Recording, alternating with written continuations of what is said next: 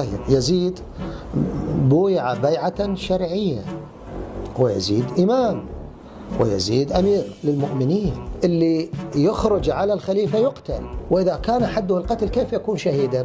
وعاش العباس وقالوا وضيع، ما ادري انت تحكي لنا البقتل وهذا الهدر والمنر. لو انا اتكلم على الحسين المظلوم لا اعترف بالحسين المظلوم، وليس قائدا لي وليس رجلا لي، انا اكثر بالحسين المظلوم. زينب الكبرى وزينب الصغرى زمان اسد حاملات طائرات.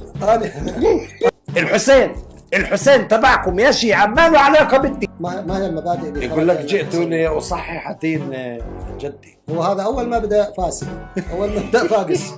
زين هو دين جده لو دين رب العالمين؟ ويا العنصريه دين جده بشو؟ شباب هاي النوعيه من البرامج دزوها ناشونال جيوغرافيك، احنا هنا برنامج سياسي ساخر مو عالم الحيوان.